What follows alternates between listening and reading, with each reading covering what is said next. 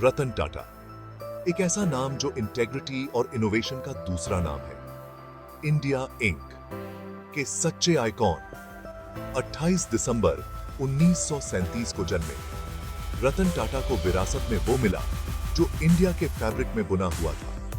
अपने परिवार के स्टैचर के कारण सारी कंफर्ट्स मिलने के बावजूद अपने माता पिता के सेपरेशन ने उन्हें बहुत प्रभावित किया। उनके वर्ल्ड व्यू को आकार देने में एजुकेशन ने बहुत इंपॉर्टेंट रोल निभाया। उन्होंने मुंबई के प्रेस्टिजियस इंस्टीट्यूशंस जैसे कैथेड्रल और जॉन कॉनन स्कूल से पढ़ाई की और फिर यूनाइटेड स्टेट्स में कॉर्नेल यूनिवर्सिटी गए। कॉर्नेल से आर्किटेक्चर की डिग्री ने डिजाइन और स्ट्रक्चर के प्रति उनके इंक्लिनेशन को उजागर किया।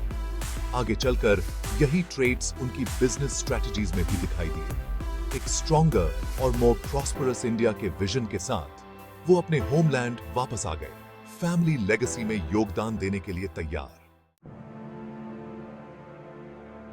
टाटा ग्रुप में रतन टाटा के आने से ट्रांसफॉर्मेशन का एक नया दौर शुरू हुआ।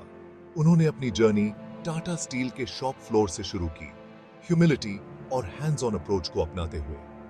रैंक्स में उनका राइज स्टेडी था और उनकी इस काबिलियत से मार्क्ड था कि जहां लोग चैलेंजेस देखते थे वहां वो अपॉर्चुनिटीज देखते थे। उन्होंने सॉफ्टवेयर, टेलीकॉम और रिटेल जैसे नए सेक्टर्स में टाटा ग्रुप के एक्सपेंशन को लीड किया, जिससे उनकी विजनरी लीडरशिप दिखाई देती है। उनकी सबसे सिग्निफिकेंट अचीवमेंट्स में से एक थी 2008 में जैगुआर लैंड रोवर की एक्विजिशन, एक ऐसा बोल्ड मूव जिसने आइकॉनिक ब्रिटिश ब्रांड्स को रिवाइव कर दिया। उनकी लीडरशिप में टाटा ग्रुप एक ग्लोबल कॉन्ग्लोमरेट बन गया, वर्ल्ड स्टेज पर इंडियन इंजेन्युइटी और बिजनेस एक्यूमेन को सिंबलाइज करता हुआ। रतन टाटा की लीडरशिप बिजनेस की दुनिया से कहीं आगे थी। उन्हें कम्युनिटीज को अपलिफ्ट करने और पॉजिटिव सोशल चेंज लाने के लिए एंटरप्राइज की पावर पर पूरा भरोसा था। उन्होंने सस्टेनेबल डेवलपमेंट की अर्जेंट नीड को पहचाना और उन इनिशिएटिव्स को चैंपियन किया जो एनवायरमेंटल कंसर्न्स को एड्रेस करती थी। उन्होंने पूरे टाटा ग्रुप में ग्रीन टेक्नोलॉजीज और सस्टेनेबल प्रैक्टिसेस को अपनाने के लिए एनकरेज किया। मार्जिनलाइज्ड कम्युनिटीज को एम्पावर करने, अंडरसर्व्ड एरियाज में एजुकेशन, हेल्थ केयर और सैनिटेशन को प्रमोट करने के उनके एफर्ट्स में सोशल जस्टिस के प्रति उनकी कमिटमेंट साफ दिखाई देती है। उन्होंने एंटरप्रेन्योर्स और बिजनेस लीडर्स की एक जनरेशन को इंस्पायर किया कि वो बॉटम लाइन से आगे देखें और बिजनेस के लिए एक मोर ह्यूमेन और इक्विटेबल अप्रोच अपनाएं। Section 4, a heart of gold. Boardrooms और कॉर्पोरेट अचीवमेंट्स से परे रतन टाटा रिमार्केबल कंपैशन वाले इंसान हैं। टाटा ट्रस्ट्स जो उनके एंसेस्टर्स ने एस्टैब्लिश किए थे, उनको उनमें अपने नोबल गोल्स का एक पैशनेट चैंपियन मिला।